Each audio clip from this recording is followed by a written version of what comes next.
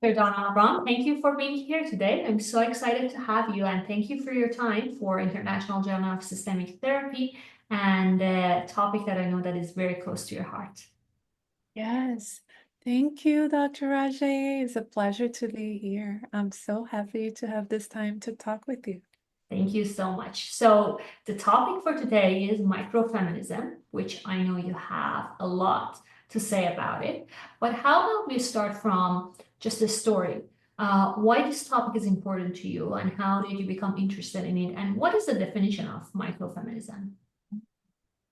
Thank you for the question. I think that's a good question to start placing ourselves in a context, but also in the world that we're living in. Just before the interview, I was thinking, how might we talk about these in a way that can be helpful? And the word that came to mind is that women are historical beings. Mhm. So, for me in my life, and especially because the work that I do as an educator, it became important to be concerned about women's well-being and situating ourselves as a historical being in the world.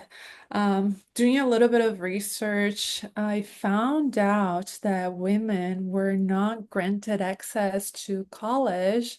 It was less than 2 centuries, so precisely 146 years ago, Harvard accepted the first woman to go to college, and it feels that's not like too much time. So can you imagine what's like to be a woman nowadays without forgetting the historical context that people had to be living up against?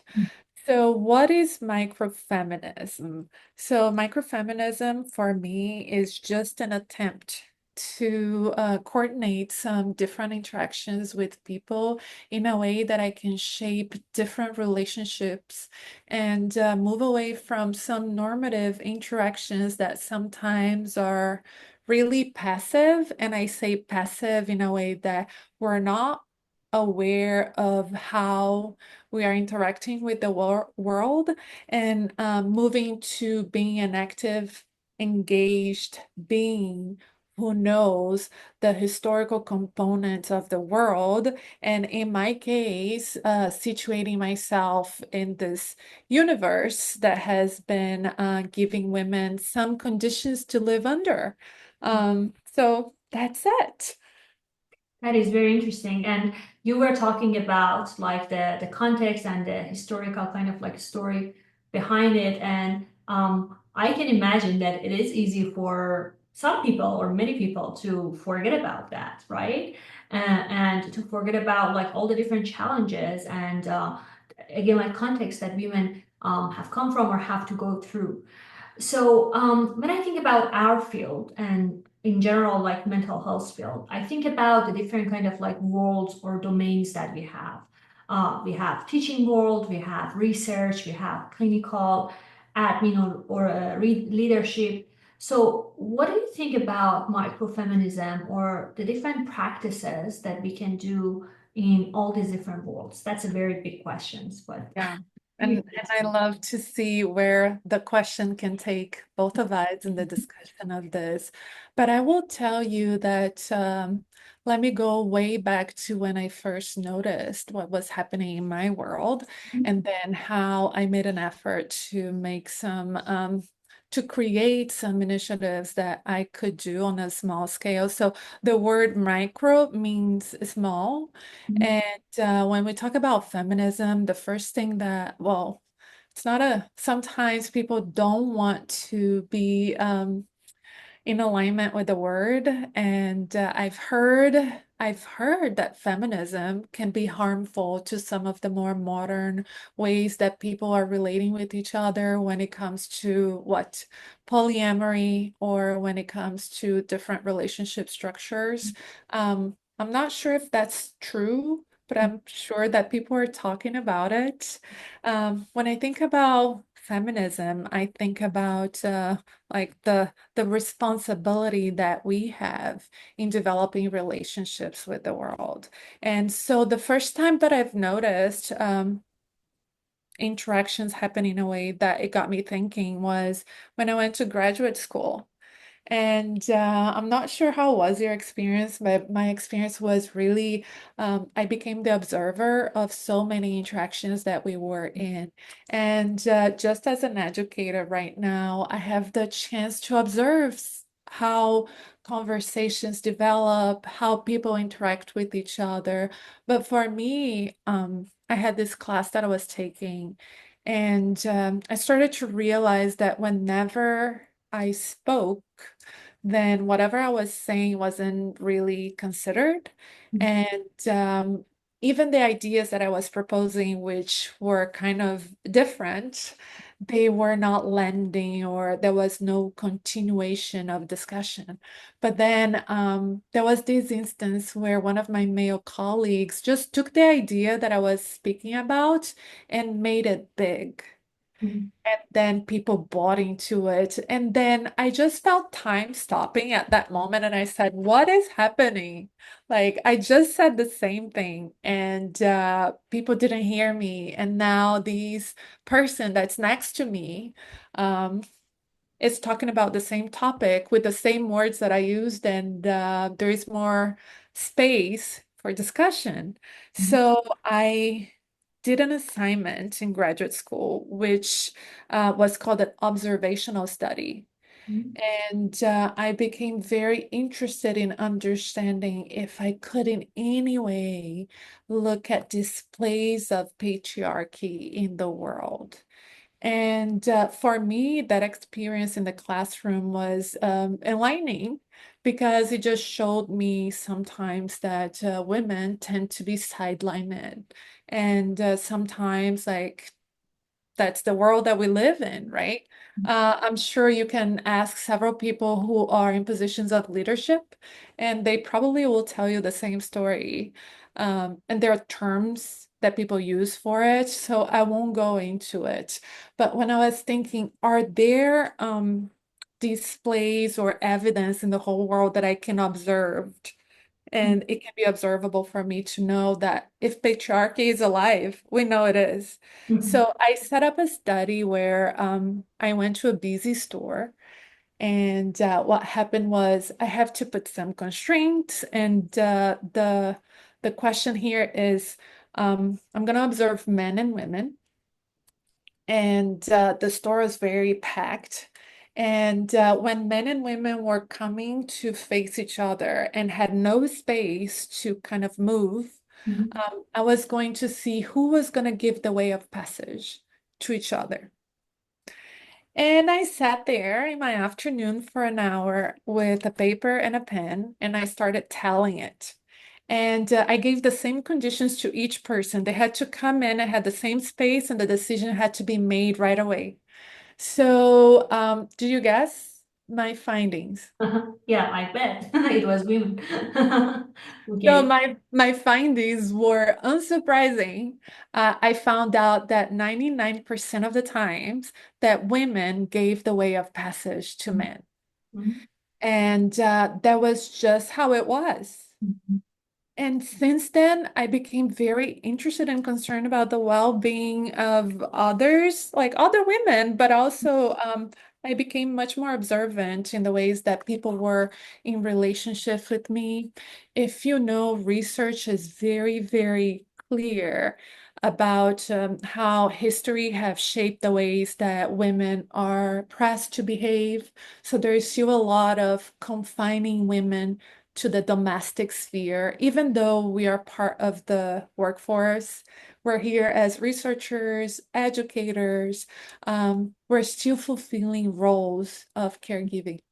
Mhm. So they come with the expectation that we do care for others, right? Mhm. And when that presents, then people, in my experience, so I'm not saying this is the experience of many people, but I have reasons to believe it is. As a woman in academia, um, I do a lot of emotional labor. Mm, behind. And I feel sometimes that's the occupational hazard that women have to agree to. mm, And sometimes they don't know, but that's the expectation, right? mm, And microfeminism just became a response mm. to all of those invisible agreements that are there for me to follow. And I just feel that enough. I don't want to follow it anymore. And Mm. it's difficult and it requires a lot of observation. But I keep teaching my students, and also researchers to ask the question, what is the concern that they have for their life? What is the value that they want to develop? And a lot of the writing that we're doing and the research that we're doing really focuses on gender inequalities and how does it show up in the daily lives of women in the workforce, academia, clinicians. So that is a long answer to your question, but I'm paying a lot of attention to what is it that is important for us to be talking about because things are not as progressive as we made it sound.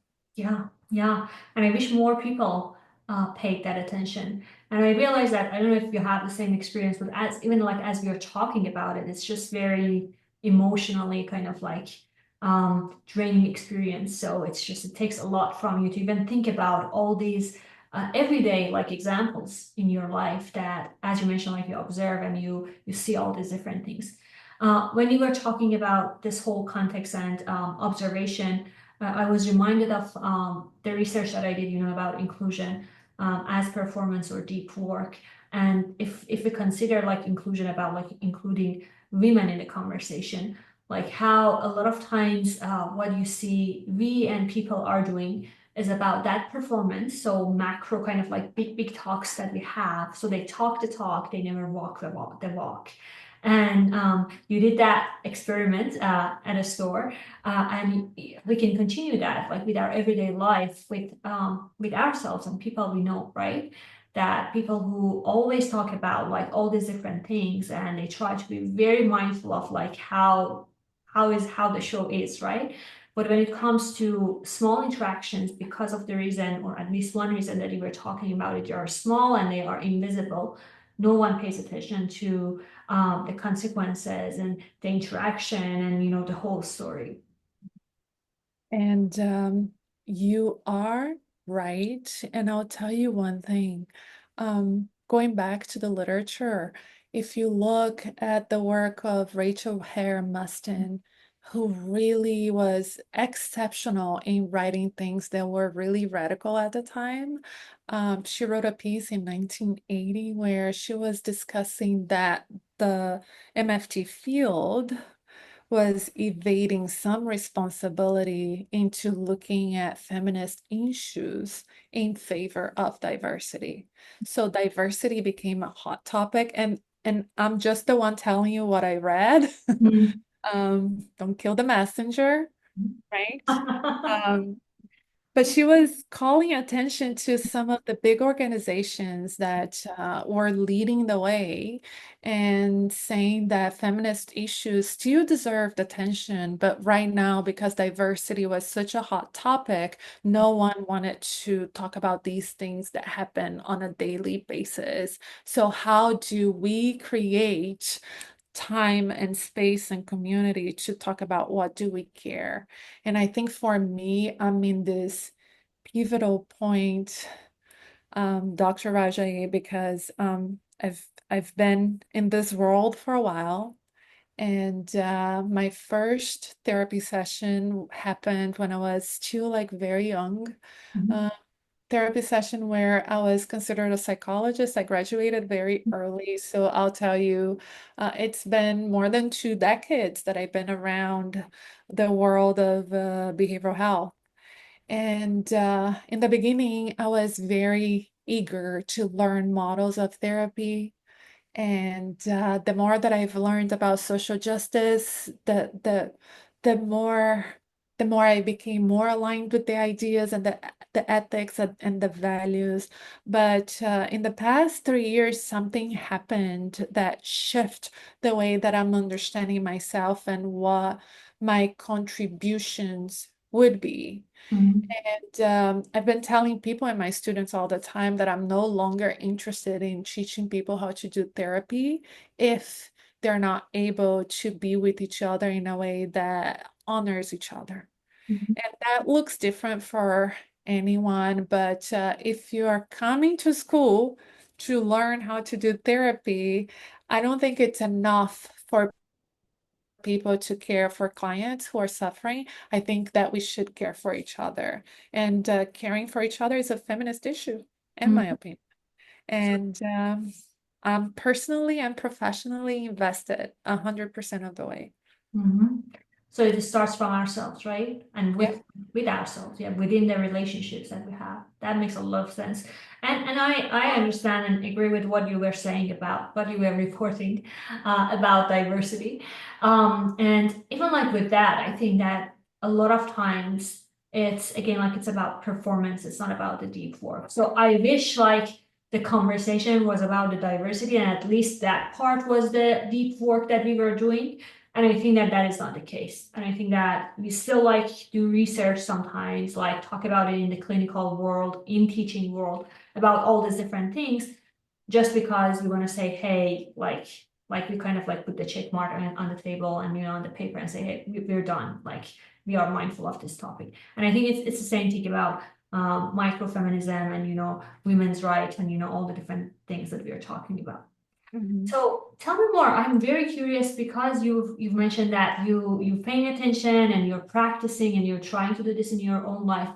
What are some of the ways that you are practicing these kind of like practices in your everyday life? In the practices every day that you wake up, right? So they should have a warning label to whoever is going to do it, right? Warning label right now. But there's some simple things that people can do, and it can cause a little bit of a disruption. So I'm not saying follow my advice or follow up what I do, but look at how you want to live your life and the environment that you want to create with the differences that you want to embody, the practices that you want to embody. Just yesterday, we were talking about small, simple shifts that can have like big momentum in the world. And those are just very small things that people don't notice. So anytime that I'm speaking with anyone. So imagine um, I'm in class and or in a meeting and we have a group of people and 100% of the times when women come in, they're already apologizing. Mhm. And I believe that women already apologize 100, 300 centuries ahead of time for so many things already. So nobody needs an apology. But one of the things that I do is not sorry. Mhm. And sorry has been a word that I excluded from my vocabulary. It Mhm. might sound very challenging to do, but I bet if you can try to not say sorry in an email or in an interaction, what else would you say or what you would pay attention to? Mhm. So part of the practice, it's really creating environments that are conducive of living the kind of life that you want to live. Mhm. So I do hope that with just like this small change, I'm creating an environment that I'm coming in, that I am able to belong, that it doesn't need me to be constrained by any form of expectation. And not saying sorry is a simple but very difficult way of engaging with people. There is research out there that shows that women apologize 3 times more compared to men when they do the same offense. Mhm. And so, what does that tell us is that we are conditioned to operate in a certain way to, I would say, claim less space, such as the experiment that I was telling you, move out of the way Mhm. to give people more room. Mhm. Mhm. So how about trying to do the opposite? Mhm. And that's one of the practices. And I also do the practice of being very mindful of my place in the world.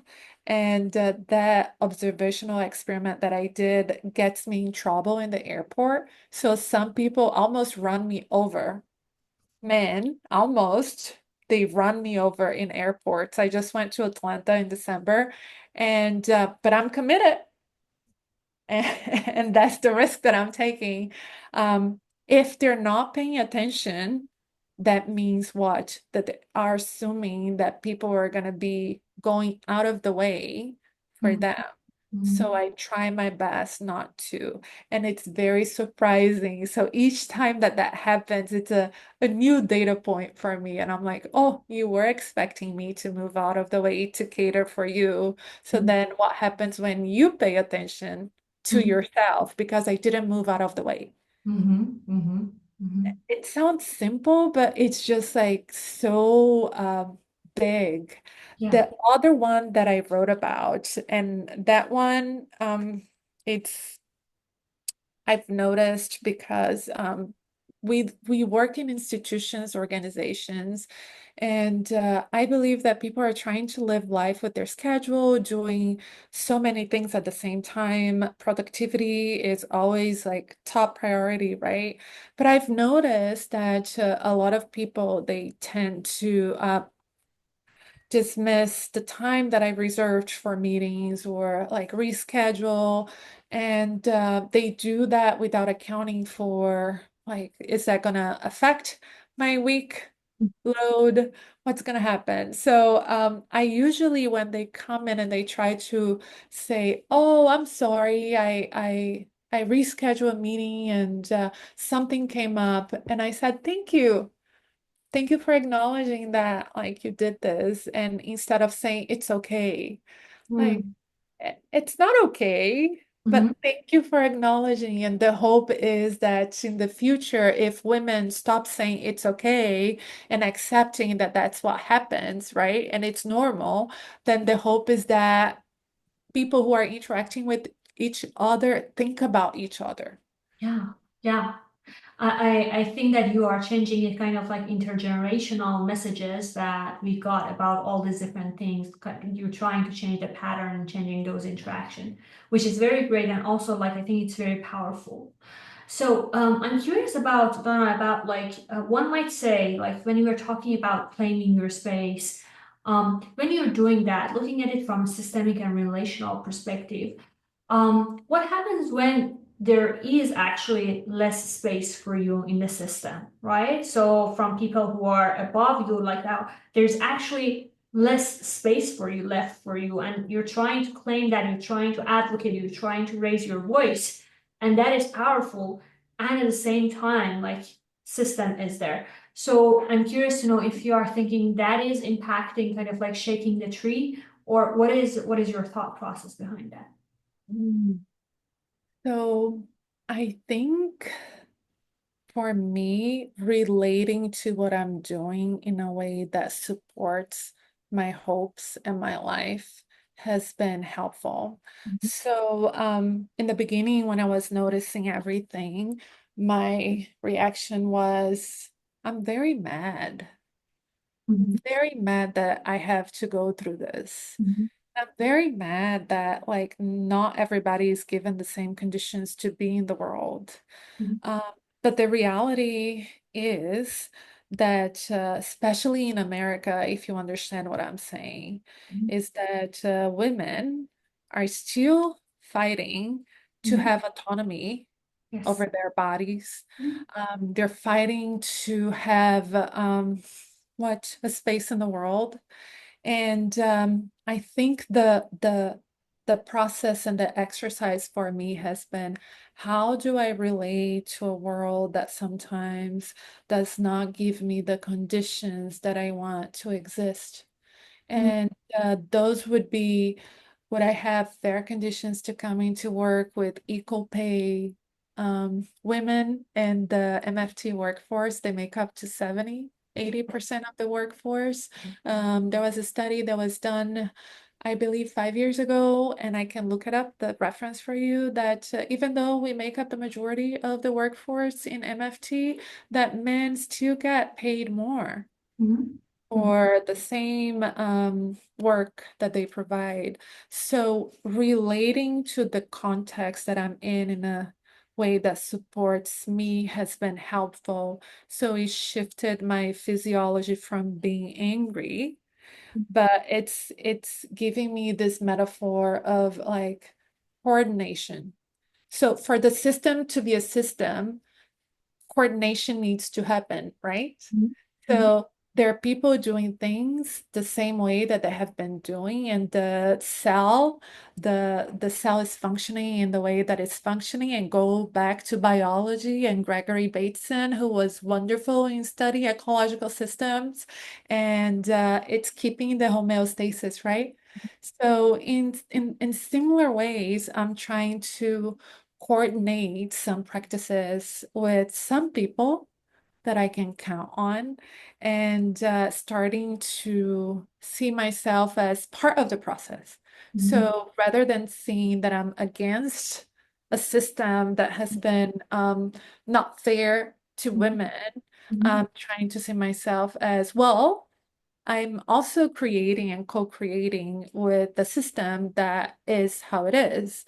And if I want to develop the conditions that I want to live under, then those small acts of defiance, they really help me see that I'm also a creator Mhm. and I'm also invested and involved because I don't think I can have live my life being angry all the time. Mhm. I That's also have ideas like we're talking today about. I have passion in me, in my heart. And I also have disappointment, but I have passion and I have people who share this passion. And when that happens, it's beautiful, right? So Mhm. it means that I'm no longer escaping the system or trying to shake or change the system, but I'm also creating the system and becoming in the process of creation. Mhm. So if you were to ask me this question 5 years ago, I probably would have a total different answer. But right now, I'm trying to understand myself as an active contributor of being in my life in all capacities, as Mhm. a relational being, as a historical being. And those ideas have helped me to like have more force, have more air, have more room to do the things that I want to do. It's beautiful. Awesome. What you were talking about reminded me of in my recent book, I'm talking about a framework, and that's very similar to what you mentioned, that you are trying to acknowledge your experience and accept that some of these things, it is what it is, right? Reality out there. At the same time, that doesn't make you inactive. That actually still like keeps you an active participant in the world, and you move forward with the fights or practices that you want to have. And I think that that is very powerful. And thank you for sharing that. So, Donna, could you please also share with us? And I don't want to take much of your time, but I'm just very curious. I know that you teach practicum, you work with the students in the clinical space, and you're a great supervisor. How would you talk about this when you're talking with the students about seeing clients or working with clients? Um, well, it's easy to see, but talking about it requires a lot of energy, right? Um, I've been interested in supporting my students to develop relationships with themselves, with the world, and with the clients that they're gonna see. And part of that it's to really make them understand that they have the option to make some distinctions between traditions of MFT and the ethics that they want to embody when they are with someone else or with themselves. So, of course, when people come to therapy and they present a case and they talk about women and they're presenting perhaps an issue where someone is talking about how anxious they are, I'm always very curious about the context in which the problem developed, and then the context in which the person is living. Mhm. And like we were talking about, it takes coordination, right, to Mhm. create the future. So in the same way, it takes coordination to understand the systems that the people are living with and under, and their oppression to coordinate from, or to live from. So those questions are key. I think like those questions are at the center of my work. And then they expand in the way that people get really involved into looking at social cultural context and how they impact and affect people who have been in positions that are less equal, Mhm. right? So I tell, is it fair to sit uh, uh, people from different genders on the couch and tell them to go through interventions the same way, Mhm. without understanding that perhaps they woke up and all they needed to do was to take care of kids, and like the emotional labor that's done before they arrive in the therapy room. Mhm. Mhm. How can we acknowledge and how can we take into account that relationships are asymmetrical? Mhm. And by nature, like if we were to understand that that's the context that we're working from, then how would you ask questions to evolve and develop how people want to live? So Mhm. I'm all for fairness and generating opportunities and possibilities. And I think that one of the beautiful things that happen in practicum is that people are able to really attune to the idea that not everybody has the same conditions and to live in the world. Mhm. And Mhm. so, can we treat people just being very faithful to a model? Mhm. No. So, you have to choose. You Yeah. have to choose. Who are you going to be faithful to? To the model or to the people? Yeah. Yeah, wow. I wish like Donna, you wrote a book, or you can still like you start working on a book like about all these different kind of like modification, or like that sentence was great. Are you going to be faithful to the model or to people? And talk about each of these theories that we have and how we can modify them, or we can use them in therapy, but it's still like being truthful and faithful to clients or to people. I assume that would bring some fights for you with pioneers in the field. I don't think so. I think that people, so let me put it out there. I think that right now people are looking for connections with each other. Um, we 2025, it's a new year and a lot of people are living it and they're responding it differently. So I think it's where we should go. It's to see this is the information that we got. We learned from all these people. How do we relate to the knowledge that we have so far, Mhm. knowing that we don't know everything? Mhm. But can you promise that you start working on that book? I Because we all need it. don't think so, but we'll see. I don't know. I was telling you earlier, I don't know who wants to hear me talk, but I'm very hopeful to be in conversations with people and women. I'll tell you, we have a research lab that has, it's just the baby lab. Just started. It's walking, learning to walk. And we've worked together before, but the name is Rise. And it was inspired by Maya Angelou and the poem that she wrote, Still I Rise.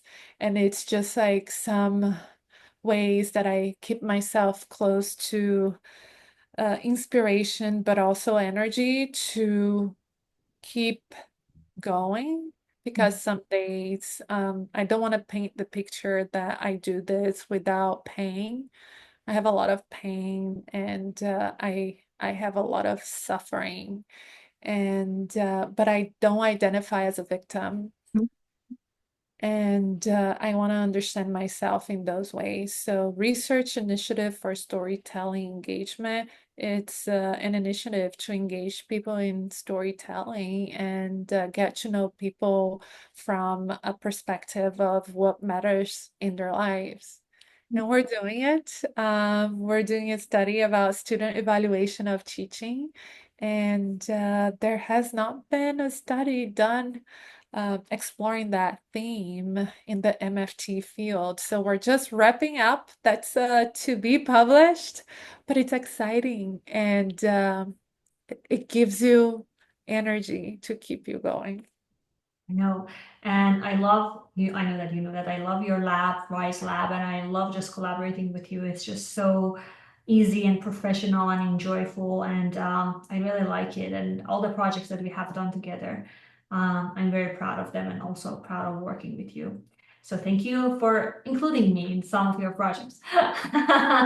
Same here, same here. Always ready to work together. Yes. And I hope that you feel like you're not, at least like not all the time, you're not alone in your pain and suffering. And I know that the world is just not fair and all these different things happen and we deserve better.